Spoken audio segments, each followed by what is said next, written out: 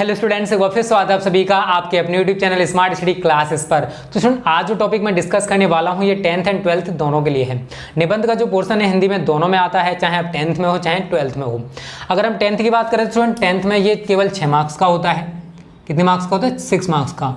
और 12th में ये 9 मार्क्स का आता है। तो 10th में हो तो आप छोटा निबंध लिखोगे और अगर आप 12th में हो तो थोड़ा सा बड़ा निबंध लिखोगे। ठीक है, वो डिपेंड करता है आपकी कैपेसिटी के ऊपर, आपकी नॉलेज के ऊपर कि आपके पास कितनी नॉलेज है उस टॉपिक से रिलेटेड जिस पर आप ऐसे निबंध लिख रहे हो। ठीक है, तो स्टूडेंट देखो, ऐसे कहें तो हिंदी का एक बहुत ज़्यादा इंपॉर्टेंट टॉपिक होता है और ये डिपेंड करता है हमारे टैलेंट के ऊपर कि हम कितना निबंध मतलब किसी टॉपिक पर कितना लिख सकते हैं।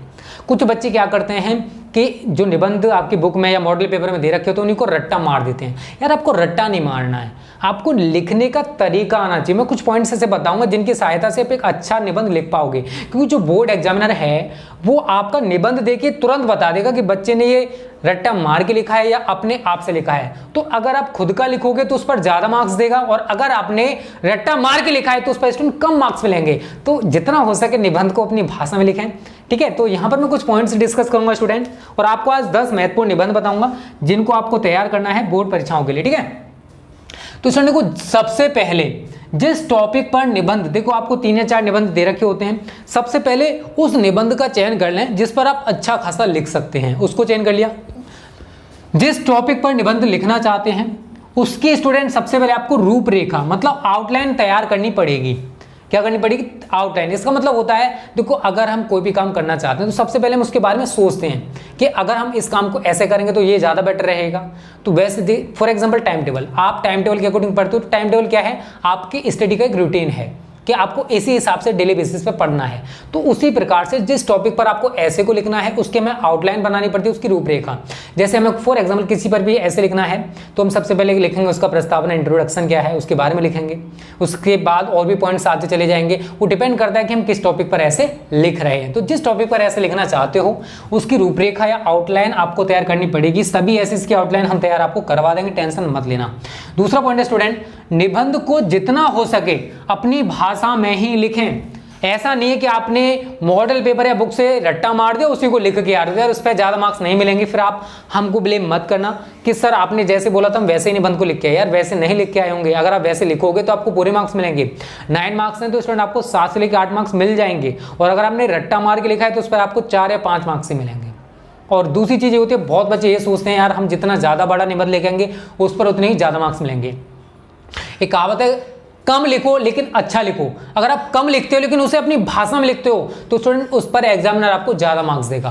कॉपी भरने से मतलब नहीं होना चाहिए, आपका टारगेट होना चाहिए क्वालिटी देना। मतलब जो कॉपी में लिख रहे हो वो अच्छा लिखा होना चाहिए, क्योंकि एग्जामिनर आपकी कॉपी को देखकर ही बता देगा कि बच्चा कितना होशियार है और उसी हिसाब से वो आपके कॉपी में मार्किंग करेगा। ठीक है, तीसरा पॉइंट है स्टूडेंट, देखो निबंध अगर आप लिख रहे हो तो काट पीट बिल्कुल भी ना करें। अगर आप काट पीट करोगे तो निबंध एक भद्दा सा दिखाई देगा, और अगर निबंध भद्दा सा दिखाई दे रहा है तो इसका मतलब एग्जामिनर पर एक नेगेटिव असर पड़ेगा। तो आपको एग्जामिनर को अट्रैक्ट करना है यार, ना कि उसे क्या बोलते हैं, एग्जामिनर को अपनी तरफ अट्रैक्ट करोगे, ना कि उसको आपको डिमोटिवेट करना है या फिर डिस्ट्रैक्ट करना है। ठीक है, कि एग्जामिनर आपकी कॉपी देखे तो उसको अच्छा लगना चाहिए, बहुत अच्छा लिखा बच्चे ने, तो वो आपको मार्क्स देगा। दूसरी चीज है, और शब्द जो आप शब्द लिख रहे हो उनको गलत बिल्कुल भी ना लिखें। ठीक है ना, गलती मत करना। लिखते टाइम गलती करोगे तो आप काटपीट करोगे। तो आपको शब्दों को गलत नहीं लिखना है। अगर गलत हो गया फॉर एग्जांपल तो आपको क्या करना है, जब शब्द गलत हो गए तो आप बस इतनी सी लाइन लगा दो। बहुत बच्चे क्या करते हैं, इसको काटपीट इतना बुरी तरह से इसको काटपीट कर देंगे कि बेचारे कॉपी में भी छेद हो जाता कभी कभी। तो ऐसा नहीं करना है आपको। ठीक है, चौथा पॉइंट है स्टूडेंट, निबंध लिखते समय अपने आप को, अपने माइंड को आपको स्थिर रखना होगा। देखो जिस टॉपिक पर आप ऐसे लिख रहे हो उसके बारे में सोचने लग जाओ, उस टॉपिक से रिलेटेड सोचो। मतलब माइंड को स्थिर रखोगे तभी तो उसके बारे में सोच पाओगे। अगर आपका माइंड स्थिर नहीं है तो उस टॉपिक को आप सोच ही नहीं सकते हो। तो जितना हो सके माइंड को स्थिर रखें, तभी आप उस टॉपिक के बारे में ज्यादा से ज्यादा सोच पाएंगे और उस टॉपिक पर फोकस करें जिस पर आप ऐसे लिख रहे हैं या लिखना चाहते हैं। 5वां पॉइंट है, देखो अब आप ऐसे लिख रहे हो तो जितना हो सके फ्रेजल वर्ब्स यूज कर सकते हो, मतलब लोकोक्ति यूज कर सकते हो, इडियम्स यूज कर सकते हो, मतलब देखो मुहावरे यूज कर सकते हो। जैसे कहीं आ गया भाग जाना तो वहां पर आप 9 2 11 यूज करो, वो ज्यादा अट्रैक्टिव लगेगा। मुहावरे वाला जितना पोर्शन हम आपको कंप्लीट करा चुके हैं, पता है ना? नहीं पता है? प्लेलिस्ट में आकर देख लेना। ठीक है, सारी वीडियोस को। और ऐसा करने से क्या होगा कि आपका जो निबंध है स्टूडेंट उसमें 4 चांद लग जाएंगे, अर्थात आपका जो निबंध है वो और ज्यादा सुंदर हो जाएगा। क्योंकि हमें एग्जामिनर से ज़्यादा मार्क्स अचीव करने हैं, तो उसके लिए हमें जितने पॉइंट्स हो सकते हैं वो सारी चीज़ें करनी पड़ेंगी, तभी एग्जामिनर आपको ज़्यादा मार्क्स दे पाएगा। ठीक है, तो कुछ पॉइंट्स हैं, अगर आप ये ध्यान में रखते हो तो आप भी यार एक अच्छा निबंध लिख सकते हो। दूसरी चीज़ होती है, देखो हिंदी में उन्हीं बच्चों को ज़्यादा अच्छे मार्क्स मिल पाते हैं जिनकी राइटिंग अच्छी होती है, क्योंकि लैंग्वेज सब्जेक्ट है, हिंदी और इंग्लिश लैंग्वेज सब्जेक्ट होते हैं, तो इन पर आपको राइटिंग पर भी फोकस करना पड़ेगा। आपको कॉपी भरने से मतलब नहीं होना चाहिए, आपकी राइटिंग अच्छी है, ठीक है, आपने कम लिखा है चलेगा, लेकिन अच्छा लिखा है चलेगा। ठीक है, अब देखो 10 इंपॉर्टेंट ऐसे स्टूडेंट मैं आपको बता रहा हूँ। सबसे पहला ऐसे तो यार आपको पता ही है स्टूडेंट, लॉकडाउन या कोरोना वायरस, इस पर पूछा जाएगा। ठीक है, कोरोना वायरस या लॉकडाउन, ठीक है, इसकी वजह से इंडिया की हालत बहुत ज़्यादा खस्ता हो चुकी है। इंडिया के क्या यार, all over the world corona virus का प्रकोप बहुत ज़्यादा है, तो सभी कंट्री इससे परेशान है, कोई भी कंट्री इससे खुश नहीं होगी। ठीक है, और भी देखो इंपॉर्टेंट ऐसे हैं जो मैं आपको बताने वाला हूं, कम से कम आप ये ऐसे तो तैयार कर लेना अगर आपको अच्छे मार्क्स चाहिए तो। ठीक है, 10 इंपॉर्टेंट ऐसे बताऊंगा, देखो जितना हो सके स्टूडेंट आप, वैसे तो हम ये 10 ऐसे आपको करा देंगे, इनसे एक्स्ट्रा भी कराएंगे। ठीक है, टेंशन मत लेना, बट आपको मेहनत करनी पड़ेगी। ठीक है, अब मैं आपको बता रहा हूँ कौन कौन से ऐसे हैं। दूसरा स्टूडेंट आपको तैयार करना है, भ्रष्टाचार एक अभिशाप। आप सभी देख रहे हो इंडिया में भ्रष्टाचार बहुत ज़्यादा होता है, तो भ्रष्टाचार एक अभिशाप है किसी भी कंट्री के लिए। ठीक है, करप्शन वैसे जब से बीजेपी सरकार आई थोड़ा सा कम हो चुका है, फिर भी उतना कम नहीं हुआ जितना होना चाहिए। ठीक है, भ्रष्टाचार एक अभिशाप। और भी देखो क्वेश्चन कौन कौन से हैं, आतंकवाद, टेररिज्म, आप सभी देख रहे हो, टेररिज्म हर कंट्री के लिए एक अभिशाप है टेररिज्म। ठीक है, चलो मैं आपको बता देता हूँ। देखो एक आपको तैयार करना है विज्ञान के ऊपर, विज्ञान वरदान या अभिशाप, विज्ञान वरदान या अभिशाप, वरदान या अभिशाप, आपको इस पर तैयार करना है कि विज्ञान जो है वो वरदान के रूप में भी है, क्योंकि इससे बहुत ज़्यादा बेनिफिट्स भी हैं और इससे बहुत ज़्यादा नुकसान भी हैं। पॉल्यूशन बढ़ता है, बहुत सारी चीज़ें होती हैं जो विज्ञान से हमें, देखो बहुत सारी चीज़ें मिली हुई हैं, टेक्नोलॉजी में विज्ञान की बदौलत ही मिली है, बट इसके कहते हैं ना हर चीज़ का साइड इफेक्ट होता है, तो इसका भी साइड इफेक्ट है। ठीक है, चौथा स्टूडेंट 3 हो चुके हैं।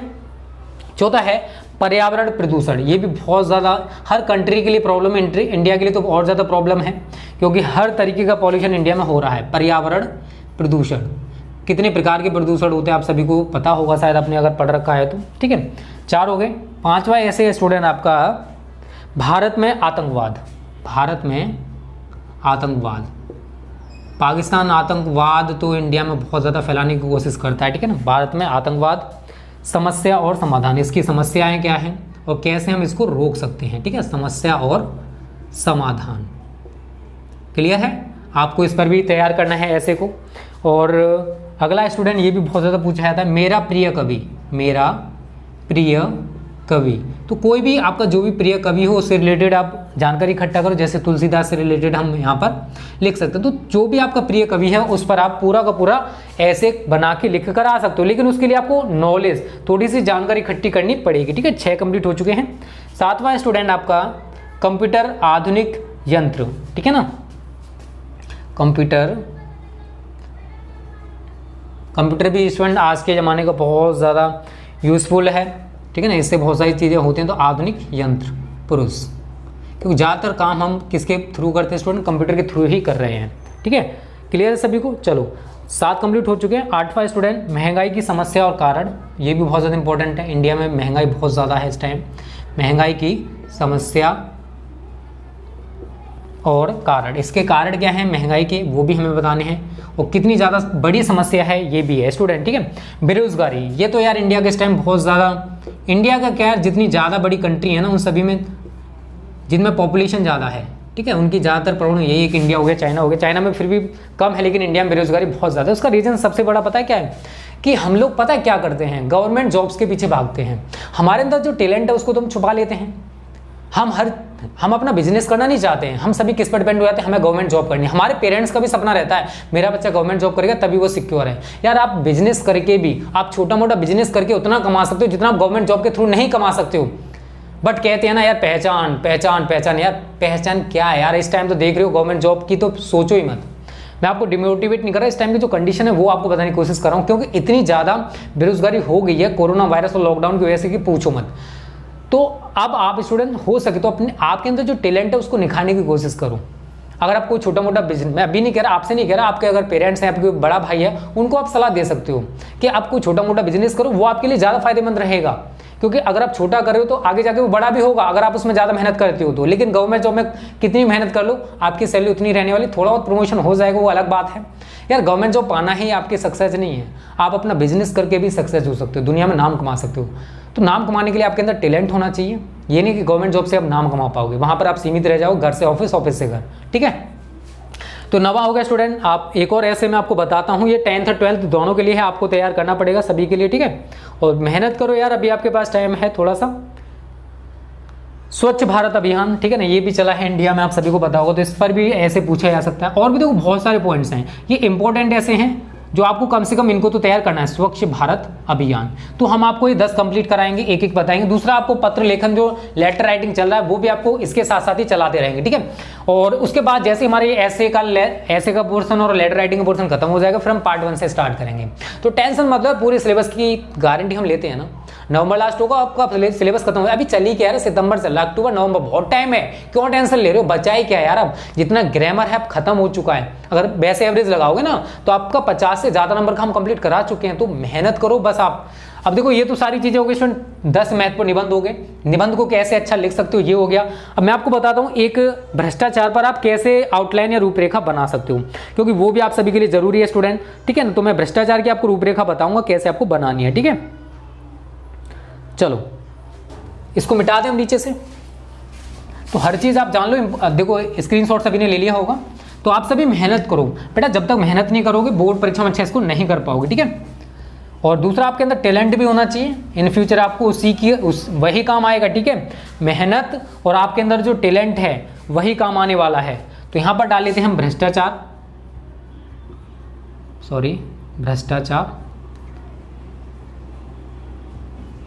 ठीक है।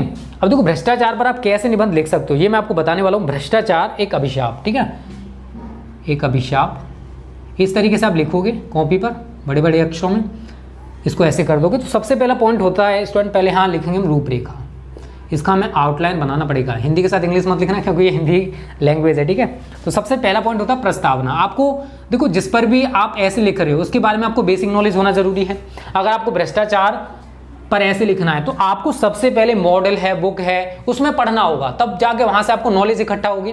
उस नॉलेज को, जितने पॉइंट्स आपको मिले हैं उनको अपनी भाषा में लिखना है। मैं ये नहीं कह रहा कि अपनी तरफ से बना के लिखो, आपको भ्रष्टाचार के बारे में इतनी नॉलेज नहीं होगी तो किताब पढ़ के, बुक पढ़ के, मॉडल पेपर पढ़ के, जहां से चाहो वहां से नॉलेज ले सकते हो और उसी टॉपिक पर आप ऐसे को लिख के आ सकते हो, ठीक है। और दूसरा पॉइंट है, भ्रष्टाचार के बहुत सारे टाइप्स होते हैं, भ्रष्टाचार के विविध रूप, भ्रष्टाचार के विविध रूप। तो सभी पॉइंट्स को आपको यहां पर डिस्कस करना है।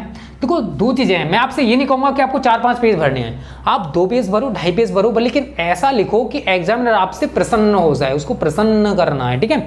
भ्रष्टाचार के क्या क्या कारण हैं वो हमको बताने हैं, ये रूपरेखा बता रहा हूं कैसे आप बनाओगे भ्रष्टाचार के कारण।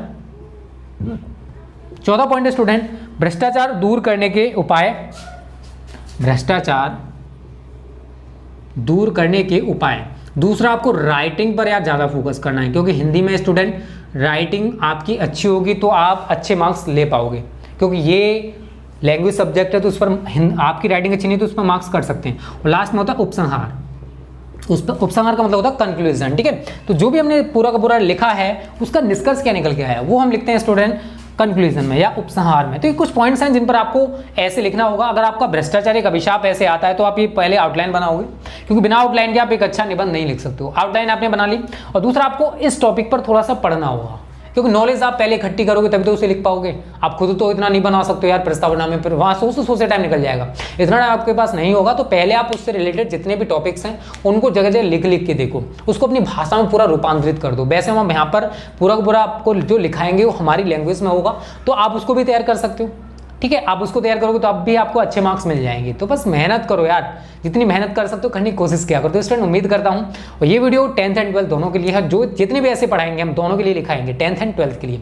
ये इंपॉर्टेंट ऐसे सभी के लिए, 10th और 12th के लिए। ओके स्टूडेंट्स, थैंक यू, जय हिंद, जय भारत।